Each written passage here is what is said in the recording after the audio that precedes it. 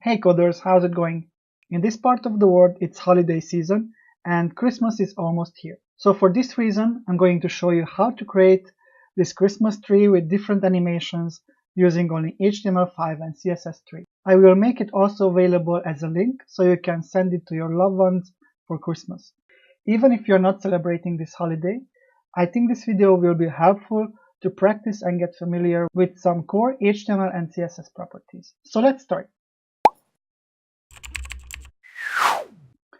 Just a fair warning, this video will be an intermediate guide. I won't dive into all the little details because it would take too much time and some people would get bored. If you get confused and don't know what programs I'm using or what I'm doing, check out my beginner's guide playlist first. There I'll show you step by step how to get started. I'm going to leave a link at the top and in the description just in case. I also wanted to mention that I found 3 different sources of inspiration for this project on CodePen.io. I found this Christmas tree there, I found this snow animation, and this star shape made with only CSS. I've combined and modified these to get this result. I'm also going to leave these CodePen sources in the description so you can go and check it out for yourself. This will be a good occasion for you to practice, so I invite you to sit down, follow along, and code with me. I'm going to open up my Commander terminal and I'm going to navigate to my D drive and go inside my projects folder. Inside my projects folder, I'm going to create a new project called Christmas, and I'm going to go inside that Christmas folder. Inside this Christmas project, I'm going to create index.html and I'm going to create a new file.css and open up Visual Studio Code inside this folder. So we have this Christmas project and inside we have the index and the styles.css. If you don't know how I did this, go check out my video on how to use the command line terminal. I'm going to leave a link at the top. I'm going to open up my index.html and inside I'm going to type exclamation mark tab. This will create a standard boilerplate HTML5 template for me, and I'm going to change the document title to be Christmas tree. After that, I'm going to link the CSS file, the styles.css file that is next to our index. Save this, and let's see if this works.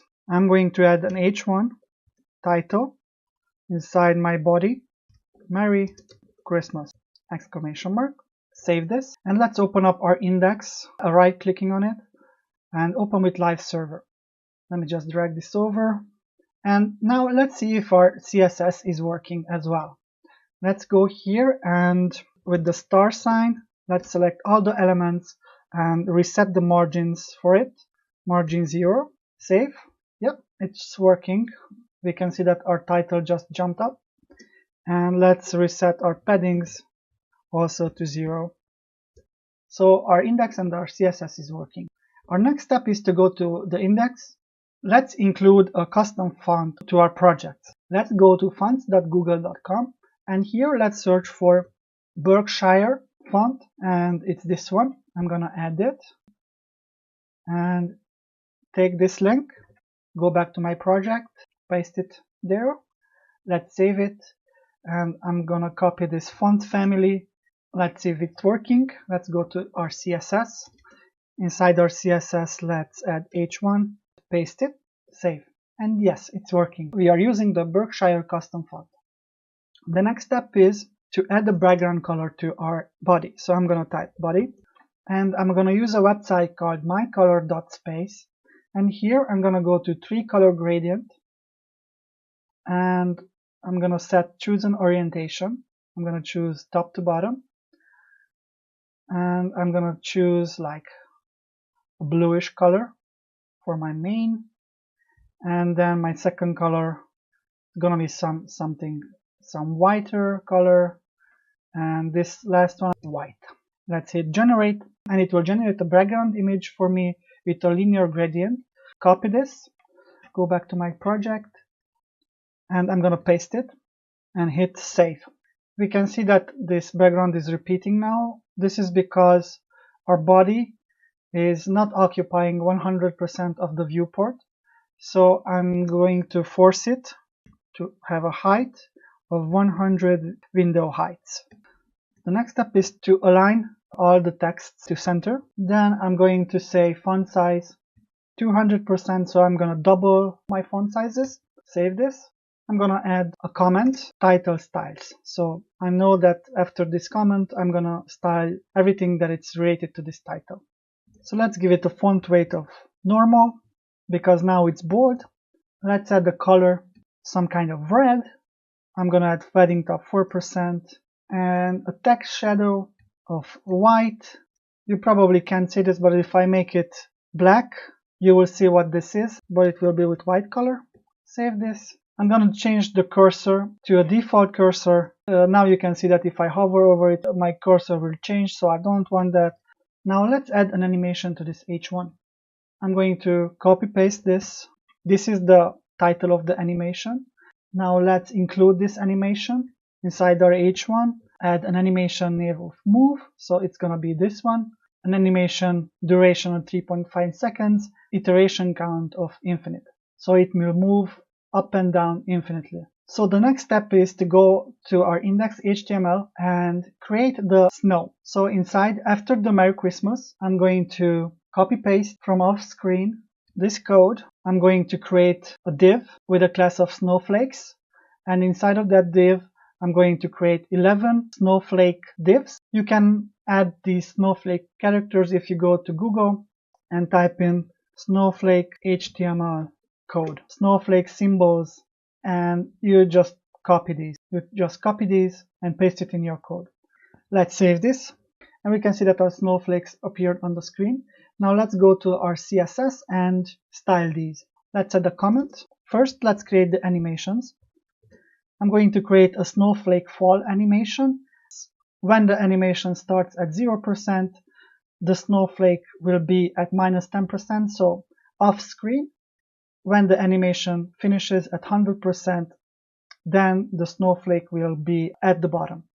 Let's add another animation, and I'm gonna name it Snowflake Shake. So it's gonna be something like this: at 0, 50%, 100%. And it's gonna move like this. Now I'm going to copy the common snowflake styles. I'm gonna paste it and save it. Now we can see that we have one snowflake, but actually those are all the snowflakes, because I added a position fixed and a top position of -10%. So all the snowflakes will go to the same position. And I also gave them a color of white, text shadow, a font size, and this user select. All this does is then I cannot click on this and I cannot select this. And I added the cursor default, and I added two animations, the snowflake fall and the snowflake shake. And the animation duration, I set it to 10 seconds for the snowflake fall and 3 seconds for the snowflake shake. I added some timing functions and iteration counts, and I set the play state to be running all the time. Now we need to style each individual snowflake. So we need to give it a separate position. So I'm going to add the end of child type selector, and this will be my first snowflake. I'm going to set it to a position of left 1%, and I'm going to give it an animation delay. After that, I'm going to add the second snowflake and give it a left of 10% and an animation delay of 1 second. Save this, and now we can see that we have a snowflake at 1% and a snowflake at 10%. So I'm going to add the rest of the snowflakes, set a left of 30%, 40%, 50, 60, 70, and a left of 90%, and give different animation delays. Let's save this, and there we go, we have our snow animation. Pretty cool, right? Now let's go back to our index, and I'm going to collapse these snowflakes because we finished these. We don't need to touch them anymore. And I'm going to add a new div, and inside of this tree I'm going to add a new div with a class of star, and this will be the star on top of our Christmas tree. So let's style this. I'm gonna put a comment here, copy from off screen all the styles, and there we go, we have our star exactly in the middle. So I'm not going to go into the details how this star is created. This is a more advanced CSS feature. We can see that we have our star div, and inside our star div we have these two pseudo elements before and after on top of each other, and this is how our star shape is formed. But for now you don't need to worry about this. You can copy these styles exactly how I have it right here and you will be fine. Next, let's go back to our index, and I'm going to add a div called tree triangle. Duplicate these 2 times because we need a total of 3, and I'm going to add another div with a class of tree log. This will be the base of our tree, and save this. Go back to our styles, and I'm going to add the comment, and here I'm going to copy the common styles for the triangles. Let's save this. We can see that we have 3 triangle shapes styled exactly in the same way. We have this margin that centers the triangles. If I comment this and save it, then our triangles go to the left side, and I'm going to give a margin top minus 15 pixels. So if I set this one to 0, you can see that our triangles are right underneath each other, but if I set it back to 15, then they will move up inside of each other. I'm going to specify a width of 0, height of 0, and create my triangles with borders. Next, we need to specify the second triangle to be a little bit larger than the first one, and I'm going to specify and child 3 because the second triangle is the third child inside the tree container. So we have the star, and then we have the first triangle, and then the second triangle. So that's why it's going to be and child 3, and I'm going to specify larger border widths. Save this. Now we can see that the second triangle is larger. Now we need to put in the third triangle, and that's going to be and child 4, and also the borders are larger. Save this, and there we go. Now we need to specify the styles for the tree log. Let me paste this in as well. I'm going to center it, give it a width and height, give it a background, and the border bottom radius. So the border bottom radius will round up the left and right borders. Now all we need to do is center it in the middle of the page. So in order to do this, I'm going to give it a position absolute, width and height, a margin auto, left, right 0, top 0, bottom 0, and this will center it.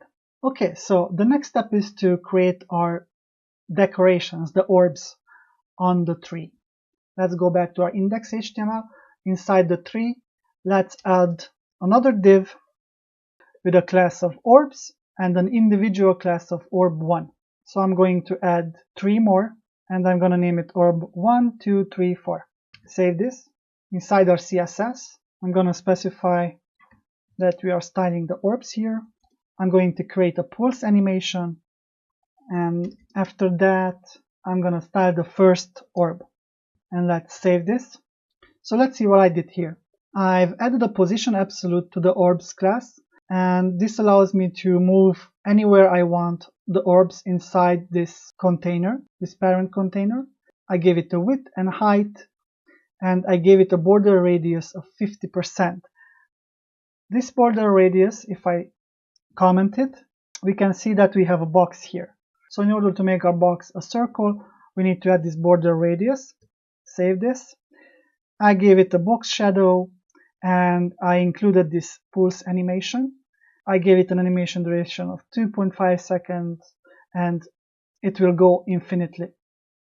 In the orbs one, I specified the top and left position, and I also gave it a background color, and I gave it a background radial gradient. So if I comment this, we can see that it falls back to this red color, and if I uncomment it, we can see that it has a gradient that it's coming out from the middle. Now I'm going to add 2 more pseudo elements to this orb. I'm going to add a before and after with almost the same styles. Before and after needs a content, and it needs a display block, but the rest is exactly like what I did in the orbs class. After that, I'm going to specify the orb 1 before to have different top position, different left, and a different width. Let's save this. This is our before element. After that, I'm going to add the after element, and I'm going to give it a different background and different positions.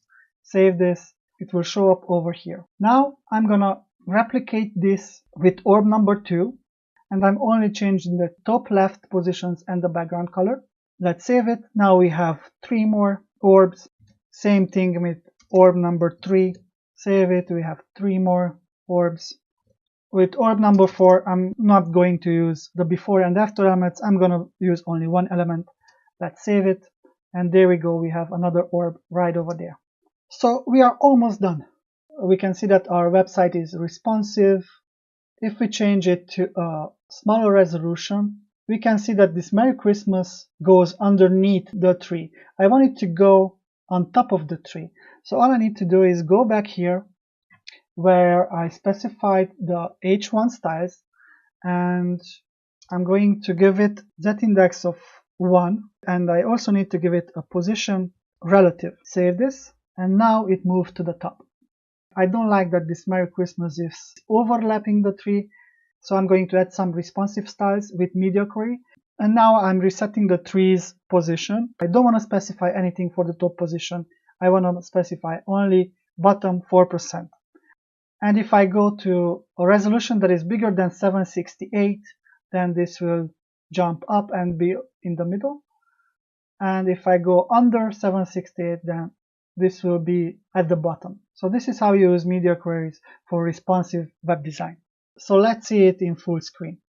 Now I'm going to upload this Christmas tree to my Firebase hosting, and I'm going to make available a link similar like this one in the description, so you can send it to your friends and family and loved ones to wish them a Merry Christmas. I hope you found this project interesting and you learned something from it. I wish you a Merry Christmas and a Happy New Year. Don't forget to like, share and subscribe. Thanks for watching. See you in the next one.